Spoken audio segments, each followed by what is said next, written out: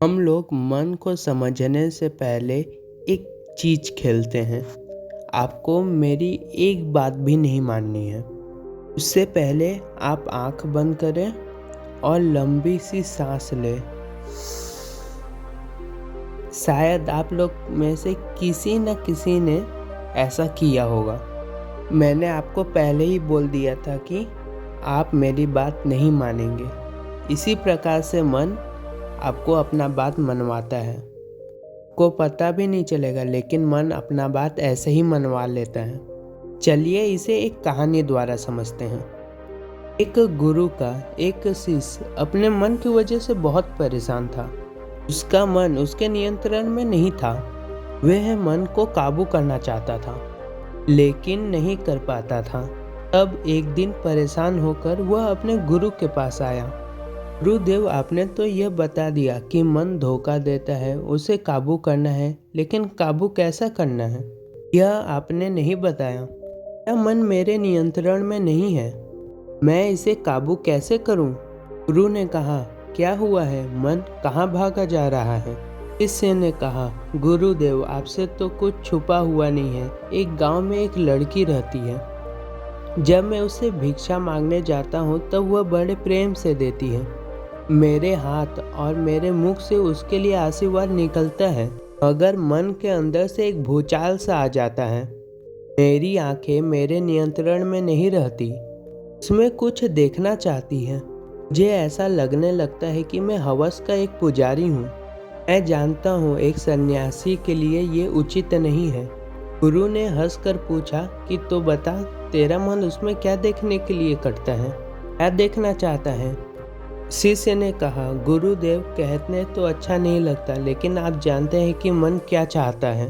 गुरु ने कहा, अच्छा ठीक है, तो तुम अपने मन को नियंत्रण में रखो, उसे काबू में रखो। शिष्य ने पूछा, कैसे? गुरु ने कहा, जो तुम्हें मन बोलता है उसे सिर्फ मत करो। शिष्य गुरु की बात मानकर चला गया और फिर एक दिन वह गुरु के पास आया। गुरु ने शिष्य को देखा और पूछा कि अरे शिष्य, तुम्हारे गाल लाल कैसे हो गए? कहीं से थप्पड़ खा के आए हो क्या? शिष्य ने कहा कि मैंने मन को बहुत नियंत्रण में किया, बहुत काबू में किया, पर आज उस लड़की के सामने मेरे मुख से कुछ निकल गया और उसने मेरे गाल लाल कर दिए। गुरु ने हंसते हुए कहा कि अरे, क्या तुम मेरी इज्जत डुबाओगे क्या? मुझे भगा देंगे यहाँ से। शिष्य ने कहा कि मैंने आपसे पूछा था कि मैं मन को कैसे काबू करूं। अगर मन पर काबू होता तो यह सब नहीं होता। आप कुछ बताते तो है नहीं। गुरु ने कहा, पहले अपने मन को काबू करो, तभी तो तुम मन पर काबू कर सकोगे। शिष्य ने अपना सर खुजाया और कहा, गुरुदेव, यही तो मैं आपसे पूछ रहा हूँ, मन को काबू कैसे करूँ? गुरु ने कहा, अगर ये भी मैं बताऊंगा तो तुम क्या करोगे? ठीक है, चलो मेरे साथ। गुरु शिष्य को एक जंगली घोड़े के पास लेकर गए और कहा, इस घोड़े का नाम मन है। पहले तुम इसे काबू करो। अगर तुम इसे काबू कर लिए तो तुम अपने मन को भी काबू कर पाओगे, क्योंकि इस घोड़े में और तुम्हारे मन में कोई ज़्यादा अंतर नहीं है। शिष्य ने गुरु की ओर देखा और कहा कि इसे मैं अभी काबू कर लेता हूँ। वह घोड़े के पीछे की तरफ गया और उसके पूंछ को सहलाने लगा। तभी वह घोड़ा अपनी टांगे शिष्य को मार दी और शिष्य नीचे गिर गया। अब गुरु ने उसे उठाया और कहा, अगर तुम मन के पीछे खड़े रहोगे तो ऐसा ही होगा ना। सामने आओ, तभी तो तुम कुछ कर सकोगे। गुरु ने शिष्य को आश्रम लेकर आए और उसकी मलहम पट्टी की। उसके अगले दिन तक शिष्य स्वस्थ हो गया। वह उठा और गुरु को कहा, गुरुदेव, मैं जा रहा हूँ मन को काबू करने। गुरु ने कहा, जरा संभल कर, मन कोई खेल नहीं है। शिष्य घोड़े के पास पहुंचा और कहा, अरे मन, तूने तो पिछली बार मुझे धोखे से गिरा दिया था, पर अब की बार मैं तुझे काबू करके ही रहूंगा। शिष्य घोड़े के सामने आया और आंखों पर आंखें डाल के कहा, चल अब मैं तेरी सवारी करता हूँ। शिष्य ने इतना बोला ही था कि मन को शिष्य को आंखों में आंखें डालना उसे पसंद नहीं आया। फिर उसने अपनी दोनों टांगे आगे वाली उठाकर शिष्य को फिर से मार दी। शिष्य नीचे गिर गया और कराहते हुए अपने गुरु के पास गया और कहा, गुरुदेव मेरी मलहम पट्टी कर दो। गुरु ने कहा, अगर तुम मन के साथ जोर जबरदस्ती करोगे तो मन तुम्हें पटक ही देगा। उससे दोस्ती करो, उसे समझो कि उसे क्या चाहिए, अब वह क्या चाहता है, उसे ठीक प्रकार से समझने की कोशिश करो। अगले दिन शिष्य उठा और गुरु को कहा कि गुरुदेव, इस बार तो मैं मन को काबू कर ही लूँगा, आप मुझे आशीर्वाद दें। गुरु ने कहा, अगर तुम रोज मन को काबू करोगे तो भिक्षा कौन मांगेगा? शिष्य ने कहा, आज आप ही मांग लीजिए, मैं तो मन को काबू करने के बाद ही भिक्षा मांगने जाऊंगा। शिष्य आश्रम से पार चला गया। 2 दिन बीत गए, ना मन का कुछ पता था न ही शिष्य का। दोनों कहाँ गए किसी को कुछ पता नहीं था। तीसरे दिन गुरु फिर से भिक्षा मांगकर वापस आ रहे थे। उन्होंने देखा कि रास्ते पर घोड़े के ऊपर उसका बैठा शिष्य धड़ाधड़ उनके पास आ रहा है। गुरु ने चिल्लाकर पूछा, अरे कहाँ से आ रहे हो? शिष्य ने कहा, पता नहीं। गुरु ने पूछा, तो कहाँ जा रहे हो? शिष्य ने कहा, पता नहीं। फिर गुरु ने कहा, मन को रोको। शिष्य ने चिल्लाते हुए कहा, गुरुदेव हट जाइए, मन रुक नहीं रहा है, पता नहीं कहाँ ले जा रहा है। मन अपने साथ शिष्य को भगाकर लेके गया। धीरे धीरे शिष्य दिखाई देना बंद हो गया। गुरु अपने आश्रम वापस चले आए। रात को शिष्य वापस पहुंचा, भूखा प्यासा। उसने गुरुदेव को उठाकर पूछा, गुरुदेव मुझे भोजन और पानी चाहिए, बहुत प्यास लगी है। गुरु ने भोजन और पानी दिया। फिर वह शिष्य वहीं पर सो गया और सुबह उठा और गुरु के पास पहुंचा। गुरु को कहा, गुरुदेव मैं फिर से मन को काबू करने जा रहा हूँ, मुझे आशीर्वाद दीजिए। गुरु ने कहा, आशीर्वाद बाद में लेना, पहले ये बताओ तुम मन को काबू करोगे कैसे? शिष्य ने कहा कि मैं मन के ऊपर बैठूंगा, मैं उसके ऊपर बैठूंगा और उसे कहूंगा कि मुझे उधर ले चल, मुझे इधर ले चल। गुरु ने कहा, क्या मन तुम्हारी बात समझेगा? शिष्य ने कहा, यही तो सारी गड़बड़ है, वो समझता ही तो नहीं, मेरी सुनता ही नहीं है। गुरु ने कहा, पहले उसे लगाम लगानी होगी, वह भागेगा तुम्हें लेकर, तुम्हें उसकी लगाम लगानी ही होगी।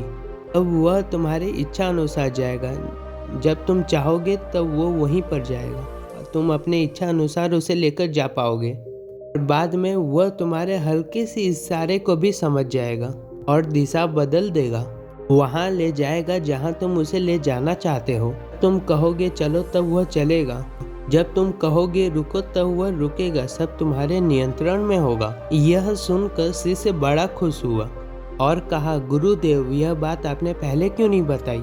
अब तो मैं उसे नियंत्रित कर ही लूँगा, अब तो मन काबू में आ ही जाएगा, मुझे आशीर्वाद दीजिए गुरुदेव। गुरुदेव ने कहा, बहुत आशीर्वाद ले लिया, अब कुछ करो भी। शिष्य आश्रम से वापस मन के पास चला गया। 2 दिन बाद शिष्य और मन का फिर से कुछ पता नहीं चल रहा था, लेकिन अगले दिन शिष्य मन की सवारी कर रहा था। वह गुरु के पास आकर रुका। गुरुदेव को कहा, गुरुदेव मैंने मन को बहुत मेहनत से काबू में किया, वह मुझे लगाम लगाने ही नहीं दे रहा था। तब मैंने बहुत प्रयास कर उसे लगाम लगाई, लगाम के साथ मैंने मन की सवारी करने का प्रयास किया, तब भी मैं ठीक से सवारी नहीं कर पा रहा था। तब मैंने अभ्यास किया, अब मन मेरे इशारे को भी समझ लेता है। अब वह जानता है कि कब मैं उसे रुकने के लिए कह रहा हूँ, कब उसे चलने के लिए कह रहा हूँ या कब उसे दौड़ने के लिए कह रहा हूँ, किस दिशा में जाना है। अब वह मेरी इच्छा मात्र से ही समझ लेता है, अब वह मेरे काबू में है गुरुदेव। गुरु ने कहा, बहुत अच्छे, तुमने बढ़िया काम किया। शिष्य ने कहा, पर गुरुदेव मैंने इसे तो काबू कर लिया, पर अपने मन को कैसे काबू करूं?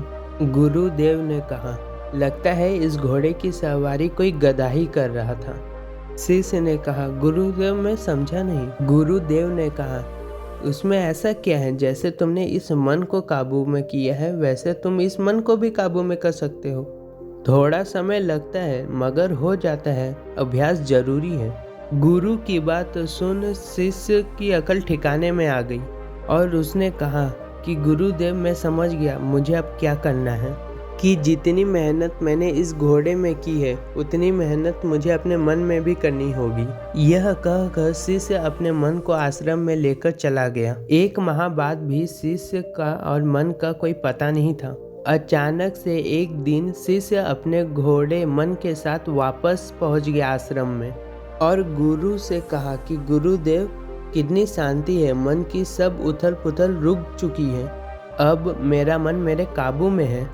गुरु ने कहा, बहुत अच्छे, मगर मुझे तुमसे यह उम्मीद नहीं थी, पर तुमने यह कर दिखाया। तुमने बहुत मजे ले लिए, अब यह लो, दान पात्र लो और भिक्षा मांग के लेके आओ। शिष्य ने भिक्षा पात्र पकड़ा और वह दूसरे गांव पर भिक्षा मांगने निकल गया। वह सीधा उस लड़की के पास पहुंचा जिसने उसे थप्पड़ मारा था। वह लड़की अपनी सहेली के साथ द्वार पर खड़ी थी।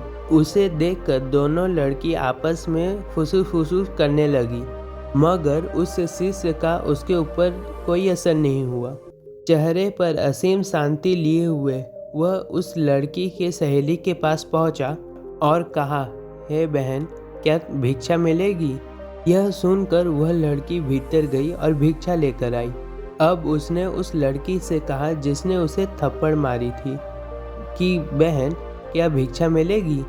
वह लड़की भीतर गई और कुछ भिक्षा लेकर आ गई और भिक्षा पात्र में भिक्षा डाल दी और उसने उस लड़के की तरफ देखा और 2 थप्पड़ लगा दिए कि बोली कि मैं तुमसे प्रेम करती हूँ और तुम मुझे बहन कह रहे हो।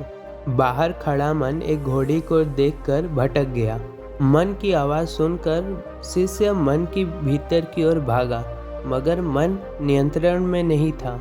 वह उस घोड़े की तरह भागने की कोशिश कर रहा था। उसने मन की लगाम थामी, लेकिन मन था वह उसके हाथों में आने की काबू में नहीं था।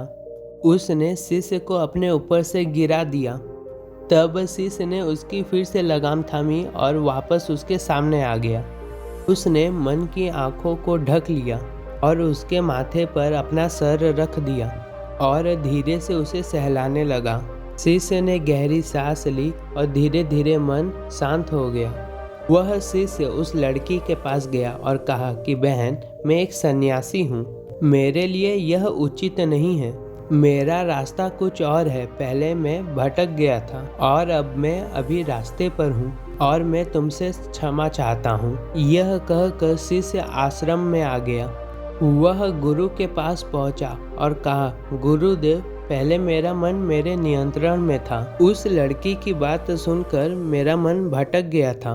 मेरा मन मेरे नियंत्रण में नहीं आ रहा था। ऐसा क्यों हुआ गुरुदेव? गुरु ने कहा, मन कुछ नहीं करता। मन तो सिर्फ तुम्हारी इच्छाओं की पूर्ति के लिए बस प्रयास करता है।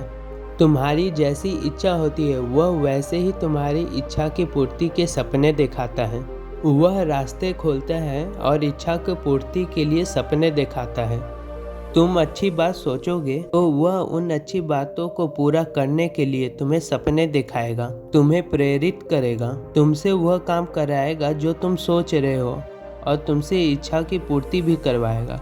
अगर तुम बुरी बातें सोच रहे हो तो भी वह वैसा ही काम करेगा, उसकी पूर्ति के लिए पूरा प्रयास करेगा। जब तक कि वह पूरी ना हो जाए वह तुम्हें प्रेरित करता रहेगा। हम सारा दोष मन को दे देते हैं, लेकिन इसमें मन की कोई गलती नहीं है। मन वही करता है जो तुम कहते हो।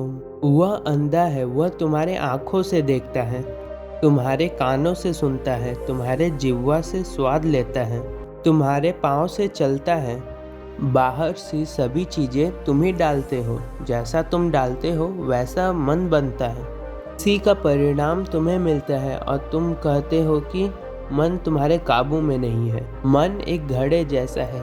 स्वच्छ पानी डालोगे तो स्वच्छ पानी ही मिलेगा, मैला पानी डालोगे तो मैला पानी ही मिलेगा। शिष्य ने कहा कि गुरुदेव, बहुत धन्यवाद, मैं समझ गया हूँ कि मन को काबू ही नहीं करना है, बल्कि अपने आप को भी काबू में रखना है। मन को अगर वासना का चारा मिले तो वह बहक सकता है, इसलिए हमेशा ध्यान करना है और जागृत रहना है।